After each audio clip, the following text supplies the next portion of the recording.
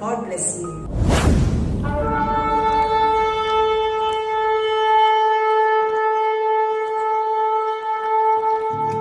Hi friends, जय मसीह की। मैं आप सभी का हमारे यूट्यूब संडे क्लास में फिर से एक बार दिल से स्वागत करती हूँ। तो फ्रेंड्स, हम स्टार्टिंग में क्या करेंगे? हम स्टार्टिंग की प्रेयर करेंगे। हमारे बीच में पास्टर जॉन वेस्ली जी प्रार्थना करेंगे। तो हम क्या करेंगे? हमारी आंखों को बंद करेंगे, हाथों को जोड़ेंगे और प्रार्थना करेंगे। आइए हम प्रार्थना करें। आइए हम प्रार्थना करें। प्रेमी परमेश्वर, छोटे बच्चों के YouTube सेवकाई के लिए आपको धन्यवाद। इस सेवकाई के द्वारा कई बच्चों के अंदर बदलावट देखकर प्रभु आपके प्रेम को भरने वाले हैं, इसलिए स्तुति धन्यवाद। इस सेवकाई से जुड़े सभी को यीशु मसीह के नाम से आशीष करता हूँ, यीशु मसीह के नाम से आमेन आमेन। God bless.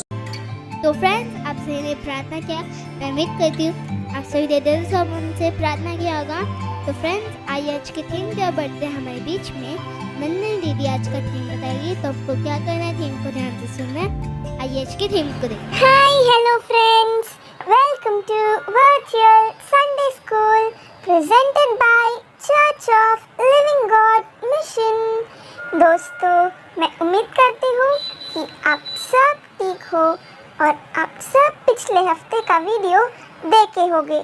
तो दोस्तों, आज का थीम है cast thy burden upon the Lord, यानी कि अपना बोझ यहोवा पर डाल। ये जो दुनिया में हम जी रहे हैं वह बोझ ढोने वाली दुनिया है। दुख मुसीबत से भरा हुआ है। इस बोझ से कोई बच नहीं सकता, चाहे गरीब या अमीर। पवित्र शास्त्र खुद कहता है हम सभी मानव हैं। हमारा जीवन छोटा और दुखमय है, पर साथ साथ पवित्र शास्त्र इस बोझ से बचने के लिए मार्ग भी बताता है। भजन संहिता कहता है अपना भार प्रभु पर डाल दो, वह तुम्हें सहारा देगा। तो दोस्तों, इस बोझ से बचना है तो हमें अपना बोझ परमेश्वर को देना है। तो दोस्तों, इस थीम के बारे में और जानना है तो आगे का वीडियो देखिए। आप सभी ने आज के थीम को देखा। मैं उम्मीद करती हूँ आप सभी ने आज के थीम को देखा होगा। क्या था आज का थीम? तो हम उसी से रिलेटेड आज के एक्शन सॉन्ग को देखेंगे। और फ्रेंड्स, मैं बहुत एक्साइटेड हूँ। आइए आज के एक्शन सॉन्ग को करते हैं।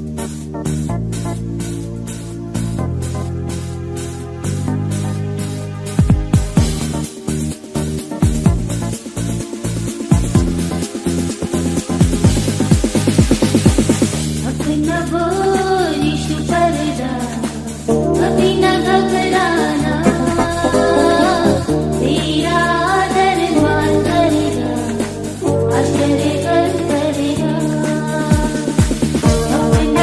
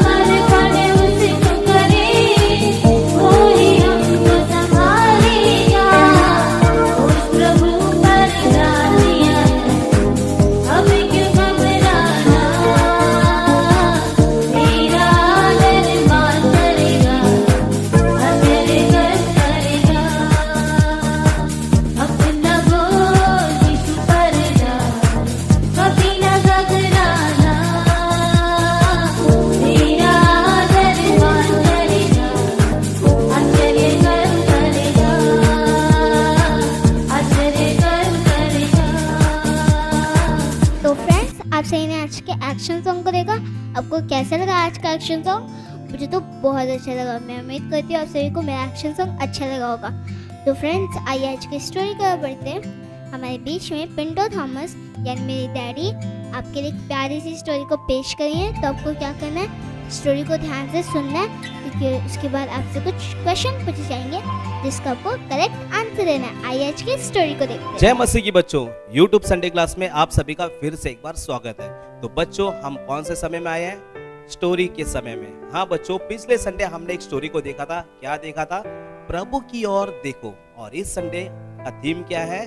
अपना बोझ प्रभु के ऊपर डालना है। तो इसी थीम के आधार पर आज हम एक स्टोरी को देखने वाले हैं। तो बच्चों, उससे पहले मैं कुछ कहना चाहूंगा कि हम में से कोई भी ऐसा नहीं चाहेगा कि हम बोझ के साथ दबे रहे। और उतना ही नहीं, अगर हम बोझ के साथ दबे हैं और उसमें कोई हमें छेड़छाड़ करे तो ये तो हम बिल्कुल भी हम नहीं चाहेंगे।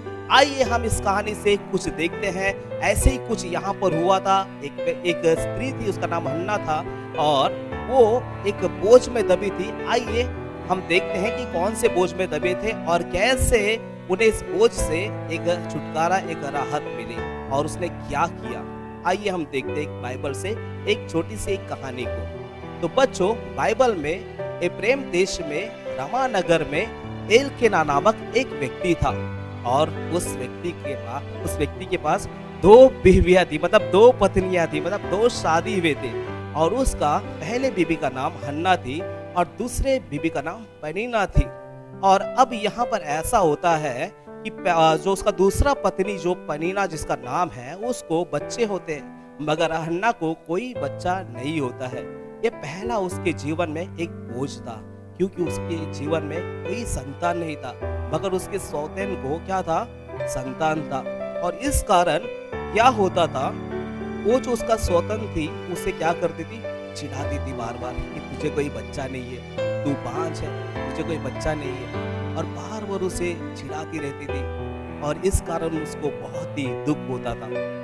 और उतना ही नहीं, ये इन लोग क्या करते थे, हर साल ये क्या करते थे, रमा से शीलो में जहाँ पर परमेश्वर का भवन है, वहाँ पर परमेश्वर को मेल बलि चढ़ाने के लिए जाते थे, परमेश्वर को भेंट चढ़ाने के लिए जाते थे। यहाँ पर हम देख पाते हैं हन्ना भी जाती थी और उस समय क्या करती थी, पनीना उसे और चिढ़ाती थी, तेरा तो कोई बच्चा नहीं, देख मेरे पास बच्चे हैं और मेरा पति मुझसे बहुत प्रेम करता है, तुझसे प्रेम नहीं करता है, इसलिए तेरे पास कोई बच्चा नहीं है। और उसके जीवन का दुख और बढ़ गया। वो रोती रही, खाना नहीं खाती थी, क्योंकि उसके जीवन में एक बोझ था कि उसका कोई संतान नहीं था, उसका कोई बच्चा नहीं था। अब ऐसा हो रहा है कि वो खाना नहीं खाती थी और उसका पति एलकाना वो क्या करता था, अपनी दूसरी पत्नी जो पनीना थी उसको जो दान दिया करता था उससे दुगना दान उसे देता था, फिर भी उसको चैन नहीं था, फिर भी हन्ना के जीवन में खुशी नहीं था। तब उसका पति एलकाना उससे कहता है, अन्ना क्या मैं 10 बच्चों से बढ़कर नहीं हूँ? आओ कुछ खा लो। तब अन्ना, ऐसा होता है ना हमारे घर में, जब हम दुखित रहते हैं, अगर कोई हमें आश्वासन दे तो हम क्या करते हैं, उस समय थोड़ा सा हमें क्या होता है, रिलैक्स हो जाते हैं, थोड़ा सा हमें शांति मिलती है, हम खाना पीने शुरू करते हैं। उसी तरह हन्ना ने भी कुछ खाया, फिर भी हन्ना के मन से वो दुख दूर नहीं हुआ, वो बोझ जो है वो दूर नहीं हुआ। अब हन्ना वहां से खाने पीने के बाद क्या करती है, वहां पर शीलो में परमेश्वर का भवन है, परमेश्वर के भवन में जाकर वो रोती है और उसके होठ तो हिलते हैं मगर कोई शब्द नहीं निकलता है। वो रोती है और वहां पे परमेश्वर के भवन में परमेश्वर का एक दास रहता है जिसका नाम एली रहता है।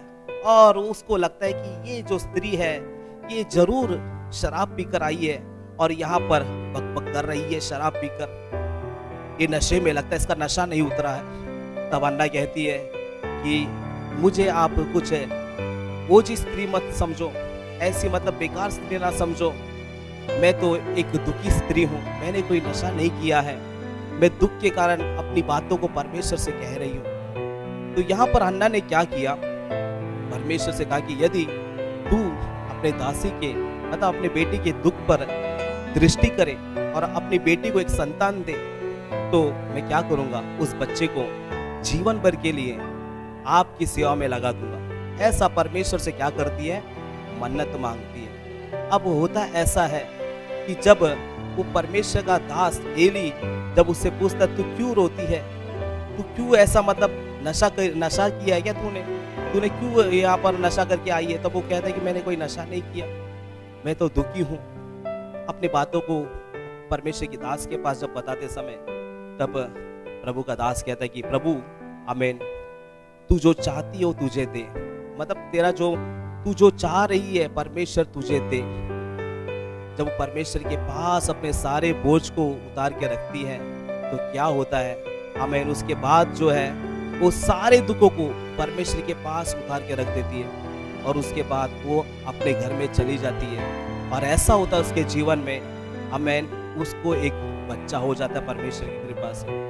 प्रभु के अनुग्रह से उसके जीवन में उसके खोक भर जाते हैं। जो खोक बंद था, आमीन, वो खुल जाता है परमेश्वर के अनुग्रह के कारण। तो बच्चों, मैं आपको ये बताना चाहता हूँ, क्या आपके जीवन में भी आप कहीं बोझ के साथ दबे हैं क्या? क्या आपको भी कोई सता रहा है क्या, जिस तरह पनीना ने हन्ना को सताया था? क्या आपको कोई चिढ़ा रहा है क्या? तू किसी काम का नहीं है, तू तो बोझ है। मेरे प्यारे बच्चों, मैं आपसे कहना चाहता हूँ, जिस तरह हन्ना प्रभु के पास आई, परमेश्वर के भवन में प्रभु के चरणों में आई, उसी तरह आप लोग भी आइएगा। आप लोग भी यीशु मसीह के पास आइएगा। प्रभु यीशु मसीह आपके बोझ को अपने ऊपर ले लेता है और आपको अपना सुख देता है, जिस तरह हन्ना को दिया था। तो बच्चों, मैं आशा करता हूँ कि इस कहानी से आपने जान लिया होगा कि हमारे जीवन में अगर बोझ आए तो हमें निराश नहीं होना है ना? हमें क्या करना है? प्रभु के पास आना है, जिस तरह हन्ना प्रभु के पास आई। तो आपको भी क्या करना है? प्रभु यीशु मसीह के पास आना है। देखो, मैं और एक बात बताना चाहता हूँ कि उसके जीवन में बोझ तो था, मगर हर साल वो क्या करते थे? रमा से शीलो जाते थे। एफ्रेम देश में रमा नगर है, वहां से शीलो जाते थे परमेश्वर के भवन में उसके पास। और बाइबल ऐसा बताती है कि जब वो जाते थे तब पनीना क्या करती थी? उसे चिढ़ाती थी, मगर वो जाना छोड़ा नहीं, परमेश्वर के पास में जाना छोड़ा नहीं, परमेश्वर के भवन में जाना छोड़ा नहीं। हाँ बच्चों, मैं आपको बताना चाहता हूँ, अगर आपके जीवन में परेशानी है, बोझ से दबे हैं, आपको प्रभु को नहीं छोड़ना है ना?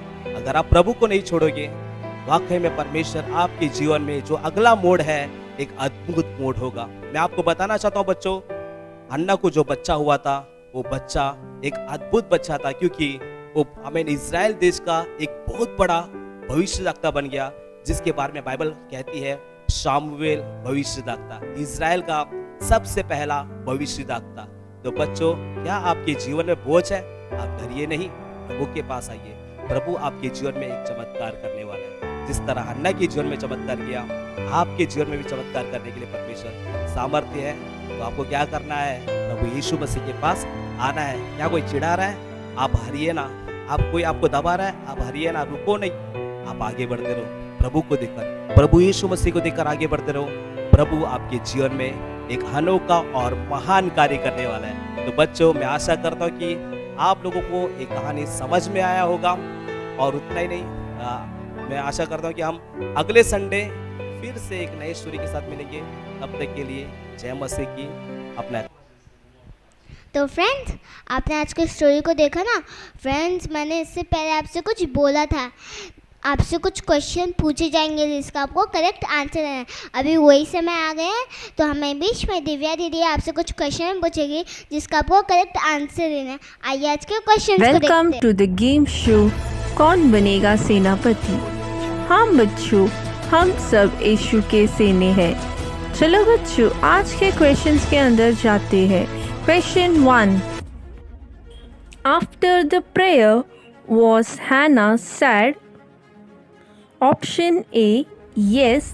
Option B, no. प्रार्थना करने के बाद क्या अन्ना उदास थी? Option A, हाँ. Option B, नहीं. Question 2. What was the name of Hannah's son? Option A, Samuel. Option B, David. Hannah के बेटे का नाम क्या है? Option A Samuel, option B दाऊद। Option 3, to whom Hannah dedicated Samuel. Option A, Elkanah. Option B, to God. Hannah ने Samuel को किसके पास समर्पित किए? Option A Elkanah, option B ईश्वर के पास। जो अगर आपको करेक्ट आंसर्स आता है तो कमेंट सेक्शन में कमेंट कीजिए। कमेंट किए हुए हर एक बच्चे का नाम और फोटो यूट्यूब में पोस्ट किया जाएगा। Thank you. तो फ्रेंड्स, आपसे ने आज के क्वेश्चंस का आंसर दिया। मैं उम्मीद करती हूँ आपसे ने आज के क्वेश्चंस का आंसर दिया होगा, एकदम करेक्ट दिया होगा। तो फ्रेंड्स, आइए आज के वचन क्या बढ़ते हैं। हमारे बीच में श्रुति दीदी आज के वचन को पेश करेगी, आपके लिए प्यारे से वचन को पेश करेगी। तो आपको क्या करना है, उनके साथ वचन रिपीट करना है, उस वचन को सीखना है। आइए आज के वचन को देखते। परमेश्वर ने हन्ना के भोज से भरे प्रार्थना को सुने और उनको उत्तर भी दिए। अगर हम भी भोज के साथ प्रार्थना करें तो परमेश्वर उसे जरूर पूरा करेंगे। यह विश्वास के साथ आज का वचन सीखने के लिए आप सभी तैयार हो? तो मेरे पीछे बोलिए, अपना भार प्रभु पर डाल दो, वो तुम्हें सहारा देगा। भजन संहिता 55 का 22। अपना भार प्रभु पर डाल दो, वह तुम्हें सहारा देगा। भजन संहिता 55 का 22। इसी वचन को अब हम इंग्लिश में पढ़ेंगे। Give your burdens to the Lord and He will take care of you. Psalms chapter 55 verse 22. Give your burdens to the Lord and He will take care of you. Psalms chapter 55 verse 22. God bless you. तो friends, आप सभी ने आज के वचन को देखा, सीखा। मैं उम्मीद करती हूँ आप सभी ने आज के वचन को सीखा होगा और देखा होगा। तो फ्रेंड्स, आइए आज के एक्टिविटी का बढ़ते हैं। इसका फन टाइम मुझे पता है, क्योंकि मेरा भी बहुत फन टाइम है। हमारे बीच में नैन्सी दीदी आपके लिए प्यारा सा एक्टिविटी पेश करिए। तो आपको क्या करना है, उनके साथ एक्टिविटी करना है, एक्टिविटी सीखना है। आज के एक्टिविटी को देखते हैं। Welcome to activity time. It's your fun time. हम इंसानों को दुनिया में बहुत सारा बोझ उठाकर हर दिन जीना पड़ता है, पर आज प्रभु बोलता है कि अपना बोझ मुझ पर डालो, तुम चिंता ना करो, मैं तुम्हें सहारा दूंगा और चमत्कार भी करूंगा। कितना अद्भुत है हमारा यीशु। जैसे आज के कहानी में आप सुने थे कि आना को बच्चा नहीं था, पर जब उसने प्रभु पर बोझ डालकर प्रार्थना की, उसको सामवेल मिला था। तो इसी बात पर आधारित आज हम एक्टिविटी करने वाले हैं। चलिए बच्चों, आप सब तैयार हैं? तो आज का एक्टिविटी बनाने के लिए आपको चाहिए एक काला पेपर, पेंसिल और eraser, sketch pen and crayons. चलिए बच्चों, अब हम एक्टिविटी बनाने के लिए शुरू करते हैं। पहले आपको एक काला पेपर लेना है और उसमें आपको ऐसे एक लड़की का ड्राइंग करना है, कुछ इस तरह।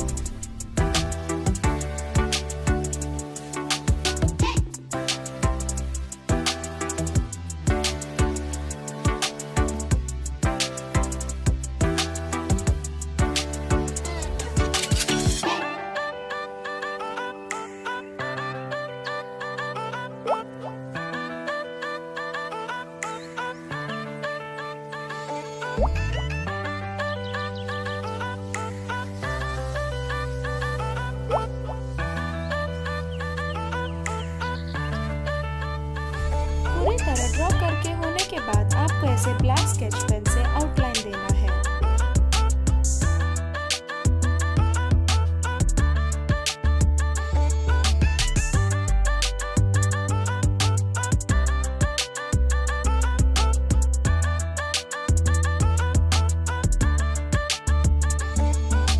अभी आपको इसे कलर भी करना है। कलर करने के बाद आपको ऐसे स्केच पेन से लिखना है।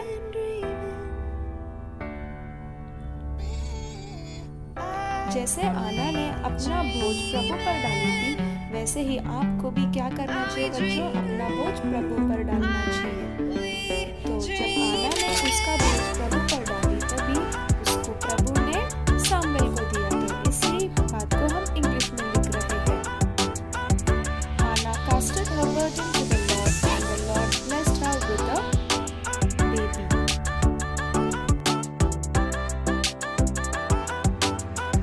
तो बच्चों, उम्मीद करती हूँ आज का एक्टिविटी आपको बहुत पसंद आया।